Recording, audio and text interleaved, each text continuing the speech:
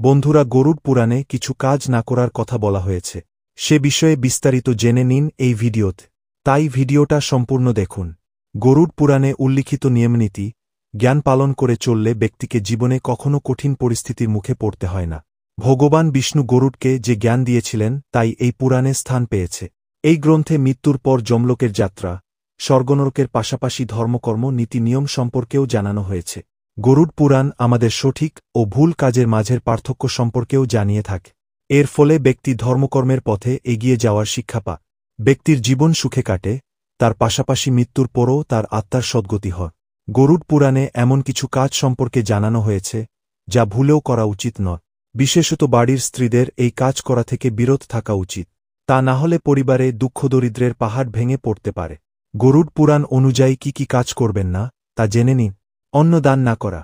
দান করা অত্যন্ত পুণ্যের কাজ, কিন্তু অনেকে তা করেন না। গরুড় পুরাণে অন্ন দানের পরামর্শ দেওয়া হয়েছে। অন্ন দান করলে ব্যক্তির পাশাপাশি তার 7 পূর্বপুরুষের কল্যাণ হয়। তাই অন্ন দান করা উচিত।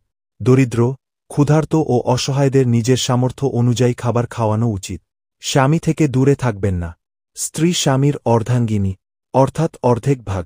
গরুড় পুরাণ অনুযায়ী কোনো স্ত্রীকে তার স্বামীর থেকে দূরে থাকতে নেই। সুখী দাম্পত্য জীবনের জন্য স্বামী স্ত্রীর একসঙ্গে থাকা অত্যন্ত জরুরি।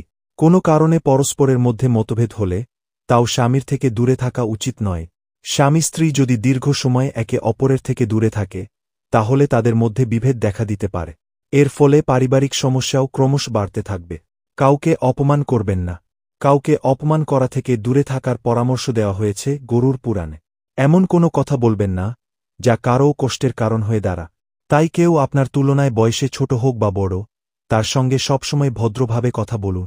ভুল শব্দের ব্যবহার করবেন না। সৎ চরিত্র বন্ধু নির্বাচন। গরুড় পুরাণ অনুযায়ী স্ত্রী ও পুরুষকে সৎ চরিত্রের বন্ধু নির্বাচন করা উচিত। দুষ্ট চরিত্র ব্যক্তির শীঘ্র পতন হয়। পাশাপাশি এ ধরনের ব্যক্তির সঙ্গে যাদের সম্পর্ক থাকে তাদেরও পতন হয়। তাই সবসময় গুণী ও সৎ চরিত্র ব্যক্তিদের সঙ্গে বন্ধুত্ব গড়ে তুলুন।